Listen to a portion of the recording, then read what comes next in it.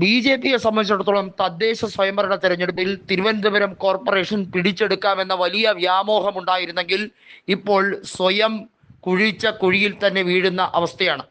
രാജീവ് ചന്ദ്രശേഖരൻ മാധ്യമപ്രവർത്തകർക്കെതിരെ തട്ടിക്കേറിയതും ഏറ്റവും മോശമായ പദപ്രയോഗങ്ങൾ നടത്തിയതും ഇപ്പോൾ ബി.ജെ.പിക്ക് വലിയ തിരിച്ചടിയായി മാറുകയാണ്. തിരുമല വാർഡ് കൗൺസിലറുടെ ദുരൂഹ മരണവുമായി ബന്ധപ്പെട്ട കാര്യത്തിൽ വലിയ തോതിലുള്ള ആരോപണങ്ങളാണ് ബി.ജെ.പി നേതൃത്വം നേരിടുന്നത്.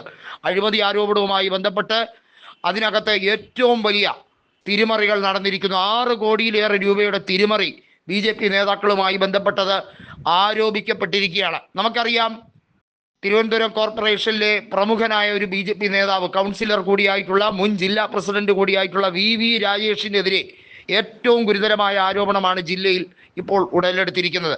ബി.ജെ.പി നേതൃത്വത്തെ സംബന്ധിച്ചിടത്തോളം വി രാജേഷിനെ തിരുവനന്തപുരം മേയറാക്കാൻ വേണ്ടി കുറേയധികം പരിശ്രമങ്ങൾ നടന്നുകൊണ്ടിരിക്കുകയാണ്.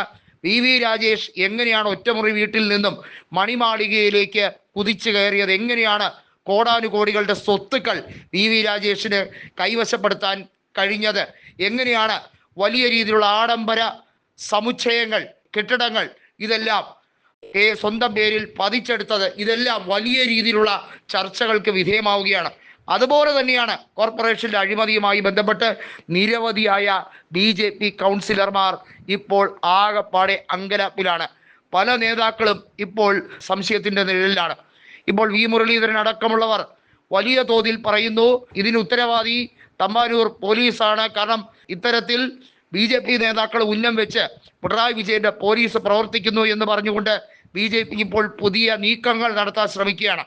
കേരളത്തിൽ നമുക്ക് നോക്കിയാൽ അറിയാം, തൃശ്ശൂരും തിരുവനന്തപുരം ഈ 2 സ്ഥലങ്ങളിലുള്ള കോർപ്പറേഷൻ കേന്ദ്രീകരിച്ചാണ് ബി.ജെ.പി ഈ തവണത്തെ തദ്ദേശ സ്വയംഭരണ തെരഞ്ഞെടുപ്പിൽ ഏറ്റവും വലിയ വാശിയേറിയ പോരാട്ടം കാഴ്ചവെക്കാൻ വേണ്ടി ശ്രമിക്കുന്നത്. അതിനുവേണ്ടിയാണ് കേന്ദ്രത്തിൻ്റെ തെരഞ്ഞെടുപ്പ് ഫണ്ട് പ്രത്യേകമായി വിനിയോഗിക്കാൻ വേണ്ടി ശ്രമിക്കുന്നത്.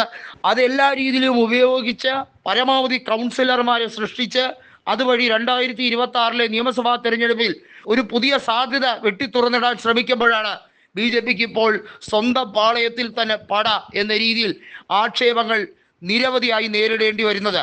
വി മുരളീധരനും അതുപോലെ തന്നെ നിലവിലുള്ള പല ബി.ജെ.പിയിലെ പ്രമുഖരായ നേതാക്കളും രാജീവ് ചന്ദ്രശേഖരനെതിരെ തിരിഞ്ഞിരിക്കുകയാണ്.